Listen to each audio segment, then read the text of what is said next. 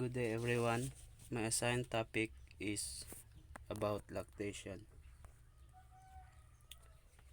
So what is animal lactation? Lactation describes the secretion of milk from the mammary gland and the period of time that a mother lactates to feed her young. The process naturally occurs with all sexually mature female mammals. Although it may predate mammals, the process of feeding milk in all animals, including human, is called nursing, and in human it is also called breastfeeding. So lactation is production of breast milk and its secretion from the mammary gland after delivery. Through lactation, nagasustain ang adult female og highly nutritious milk nga naga-contain og key element nga kinahanglan para makasurvive ang infant animals. Mao ni siya ang process of feeding milk sa tanan animals. Kung sa human being, ang term ani kay breastfeeding. So this is the summary of lactation. First is lactation is a major psychological and biochemical undertaking. So gina-considered ang lactation as psychological, biochemical undertaking tungod kay naa siya stage or process of lactation. First process is manogenesis and preparation sa breast. Lactogenesis ang synthesis o secretion sa breast. Galactopursis ang maintenance sa lactation. So next is the net requirements for milk production are dependent upon the amounts of nutrients secreted in the milk, and therefore upon milk yield and composition. In addition, production requirements, lactating animals may have an increased maintenance requirements. So ang net requirements para sa production of milk is naga-base siya sa amount of nutrients secreted in the milk, while naga-increase ang production requirements. Lactating animal is required food siya for increased maintenance requirements.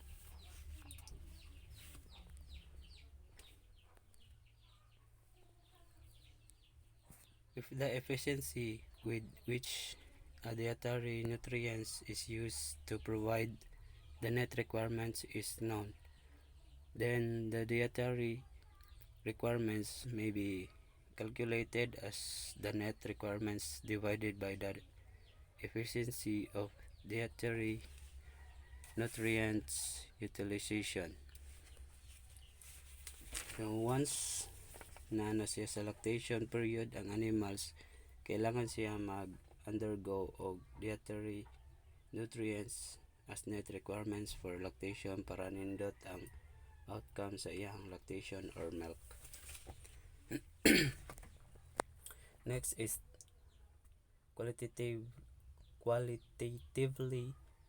the milk of farm animal are almost identical in composition, consisting of water, fat, protein, lactose, and mineral matter, dominated by calcium and phosphorus. So milk of farm animal or all milk animals is naga-consist siya og water, fat, protein, og lactose and animal matter.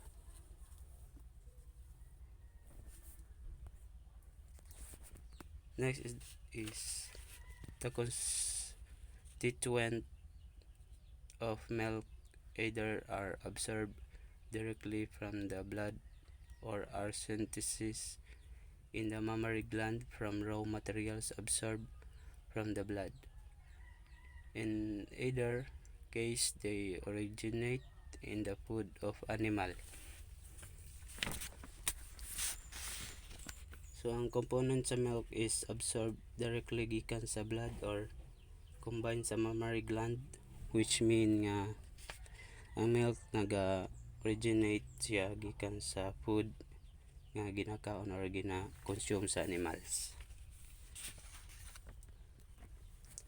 Number 6. The yield and composition of milk vary with species, breed, strain within the breed, age, and stage of lactation. So ang yield production ug ang composition sa milk sa animals kay naga-vary siya sa species, breed, strain within the breed, age ng stage lactation. So kung low ang iyang milk production, mo ni nga factors ang pwede i-consider.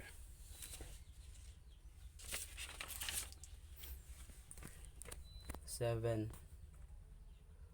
Values for the efficiency of utilization of metabolizable energy for maintenance and for milk production are related to the energy concentration of the diet and are very similar.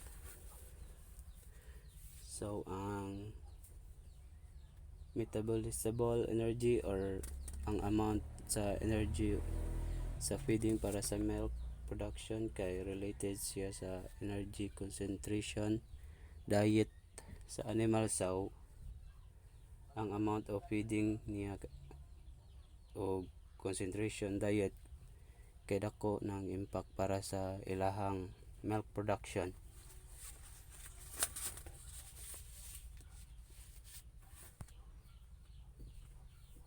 Next, concentrate food added to the diet rarely bring about the expected response and milk yield because they cause concomitant decrease in ragage intake, which is greater for high than for low quality ragage. Additionally, the extra concentrate increase the proportion of propionate in the rumen volatile fatty acid, and the response is negatively curvilinear in the case of milk yield and positively so far live with gain. So ang concentrate food diet mao ni siya ang mga pagkaon nga rich in energy o protein pero low ang iyang fiber sama sa corn, millet, wheat o rice bran. So this food kay na siya response sa production of milk ug naapoy possibility for animals na madungagan ilang timbang. So number 9, high energy intakes must include a certain level of ragage in the diet if an acceptable rumen fermentation is to be maintained and problem of acidosis, reduced intake, and low fat milk are to be avoided. So para sa high energy intake kay kailangan i-considered ang ragage diet or plant-based feed stuff sama sa pasture forage, silage, richness siya og fiber nga naga-metabolize sa animal para maka-produce og indot og meat ng abunda ng milk.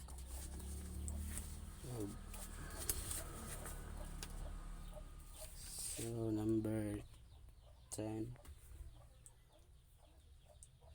reduction of food intake has a profound effect on both the yield and the composition of milk. In extreme cases, yield may be reduced to very low levels in a matter of days. Limitation of the energy of the diet leads to a reduction in milk protein content, probably because of diversion of amino acids to gluconeogenesis. Fatty acids in the rumen have been proposed as the main mechanism controlling milk fat reduction. So, ang pagbawas sa pagkaon is dako siya og impact sa composition of milk. So, kailangan ma-meet niya ang net requirements para sa food, energy para continuous ang pag-supply sa animals og milk. So next, the production of low-fat milk has traditionally been explained by lack of coarse roughage in the diet, resulting in lower estate and higher propionate production in the rumen. This ruminal volatile fatty acid profile reduce mammary supply of estate for milk fat synthesis and or increase body fat deposition. So pag dili inat ang roughage diet sa animal, dako og chance na mag-produce siya og low fat milk nga nagaresult og lower estate og higher propionate production of rumen. Next, protein requirements for ruminant animals are stated in terms of metabolizable protein, and protein supply to rumen microbe are expressed in terms of effective rumen degradable protein or effective rumen degradable nitrogen or EDN. So isa sa pinaka-importante nga net requirements of food sa animals kay ang protein, tungod kay nag-supply ni siya og ammonia nga kinahanglan para sa microbial growth ug para mag-provide og amino acid para sa body absorption sa animals. Next, maintenance energy requirements of lactating ewes and goats are related to metabolic body weight, with an addition allowance for activity, which is less for animals kept indoors and greatest for those on the hill and harsh climatic condition. The yield of milk will depend mainly upon breed, stage of lactation, and litter size. Energy and protein content are chiefly a reflection of stage of lactation and breed. So, ang maintenance energy requirements sa lactating female sheep and goat is related siya sa metabolic body weight. Require sila for more physical activities, o majority sa ilaha is keep indoors and hills in harsh climatic condition wherein init ug ulan. Ang ilang milk production depende sa ilang breed, stage of lactation, or size sa ilang litter or kid.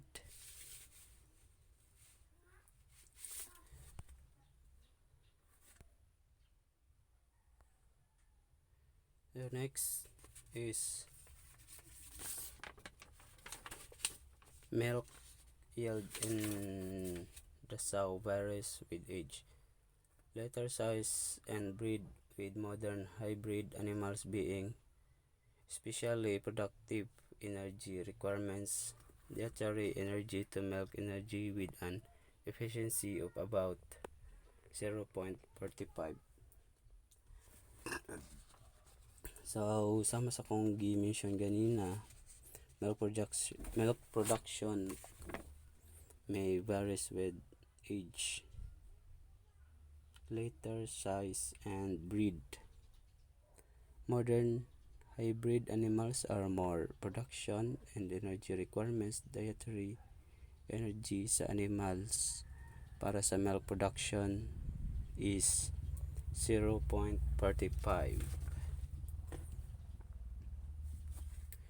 So next, sows rely heavily upon the mobilization of body reserve to satisfy the demand of milk production. Current thinking favors high dietary energy intakes at this time to minimize weight loss. Energy input during pregnancy are restricted to avoid loss of appetite in the subsequent lactation. So sows depend on movement of body para ma-meet niya ang amount requirements for milk production. High dietary energy is required para sa maiwasan ang weight loss. So during pregnancy sa sow, kailangan nga animal lang ang iyahang kining minimal lang ang iyahang energy input to avoid loss of appetite in the subsequent lactation. So next is dietary protein is the sole source of essential amino acids for the sow. Diet are usually formulated to standardize ideal digestible lysine with the proportion of the other acid to lysine being kept the same as those in the ideal protein. So dietary protein is isa sa pinaka-importante sa food requirements for lactating sow tungod kay naga-consist ni siya og essential amino acid para sa milk production og body condition.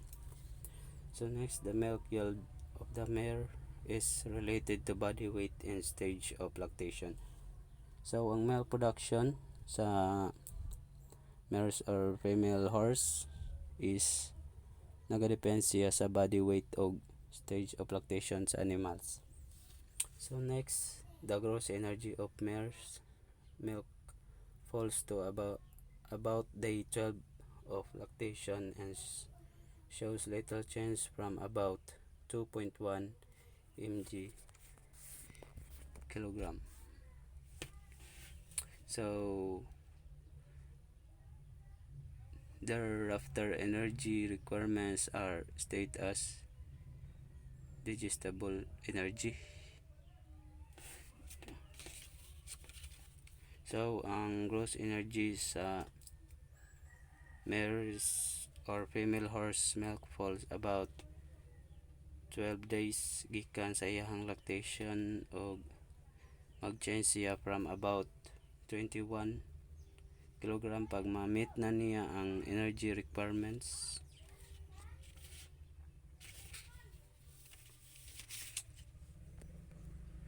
Next is the mare's protein requirements for maintenance is related to metabolic live weight and breed production requirements depend primarily on stage of lactation.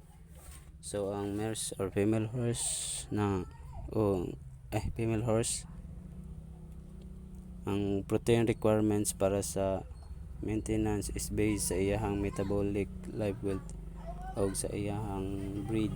Ang production requirements food kay naga-base siya sa iyahang stage of lactation or sa iyahang phase of lactation.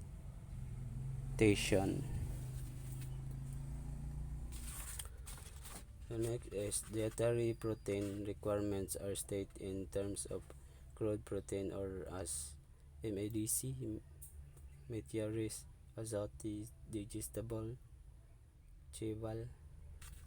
The protein truly digested in the intestine. So ang dietary protein kay essential ni siya para sa animal body. Makatabang ni siya para sa growth sa animal sustenance. sustenance of life ug proper function sa lawas.